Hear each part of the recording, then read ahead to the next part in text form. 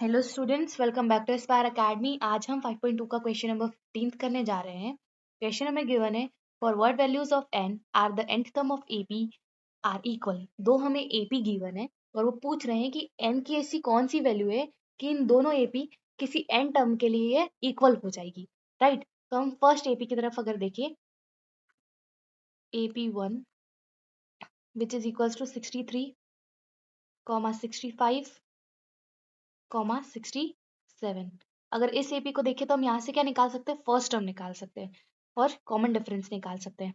तो इसके लिए फर्स्ट टर्म को हम A1 बोल देते हैं और वो किसके बराबर है, 63 के बराबर है। यहाँ पे D1 आ जाएगा जो कि इसका कॉमन डिफरेंस होगा। कॉमन डिफरेंस मतलब second term minus first term, right. तो 65 में से जब हम 63 माइनस करेंगे तो हमारे पास क्या बचेगा, 2। Now same as it is for second AP हम निकालेंगे। तो सेकेंड एपी हमको क्या गिवन है, 3, 10, 17, राइट। सेकेंड एपी के लिए अगर हम फर्स्ट टर्म निकालेंगे तो उसको A2 नाम दे देते हैं और A2 हमें कितना गिवन है, 3। अब हमें इसका कॉमन डिफरेंस निकालना है। तो कॉमन डिफरेंस मतलब second term minus first term which is equals to 7। अब ऐसी कौन सी n की वैल्यू है जिसपे ये फर्स्ट एपी बराबर हो जाएगी सेकेंड एपी पे, राइट। तो हम एक फॉर्मूला जानते हैं, n is equals to a plus n minus 1 into d. ऐसी कौन सी वैल्यू है n की जिसपे A1 की ये वाली वैल्यू A2 की इसी वाली वैल्यू के इक्वल हो जाएगी। मतलब अब हमें यहाँ पे फॉर्मूला लगाना है, A1 plus n minus 1 into D1 which is equals to A2 plus n minus 1 into D2। A1 की वैल्यू हमारी क्या है, 63 प्लस N1 हमें नहीं पता है, मतलब n नहीं पता है तो हम उसको यहाँ रखेंगे। देखिए n की वैल्यू दोनों में सेम रहेगी क्योंकि हमें बताया गया है कि ऐसी कौन सी n की वैल्यू है जिसमें ये दोनों सेम हो जाए, मतलब दोनों AP सेम हो जाए। तो इधर भी n रहेगा और उधर भी n ही रहेगा। D1 हमारा कितना है, 2, तो यहाँ आ जाएगा D2।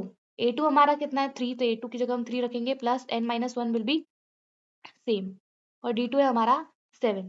Now 63 plus 2 into n will be 2n और 2 into minus 1 will be minus 2 which is equals to 3 plus 7 into n will be 7n and 7 into minus 1 is minus 7। 63 में से अगर 62 मतलब 2 गया तो कितना बचा हमारे पास, 61 और 2n as it is. Minus 7 में से अगर 3 गया तो हमारे पास क्या बचेगा, माइनस का 4 प्लस 7n। अब ये जो n वाली टर्म है उसको इधर ले आते हैं और ये जो न्यूमेरिक टर्म है उसको उधर ले आते हैं। तो 2n ये प्लस का है यहाँ पे तो इधर आके माइनस का हो जाएगा equals to -4 as it is. ये प्लस का है यहाँ पे तो इधर आके माइनस का हो जाएगा। 7n में से अगर हम 2n माइनस करते तो हमारे पास बचेगा 5n which is equals to minus minus plus, लेकिन sign can be minus. 61 plus 4 is 65। इस माइनस से ये वाला माइनस साइन कैंसिल हो जाएगा तो 5n हमारे पास बचेगा 65 के बराबर। अब हमें क्या करना है, n के साथ जो ये 5 है वो मल्टीप्लीकेशन में इधर आके डिवीजन में हो जाएगा।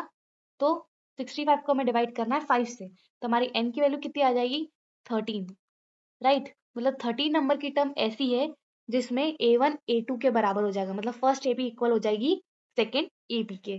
That's it for today. Thank you for watching my channel guys.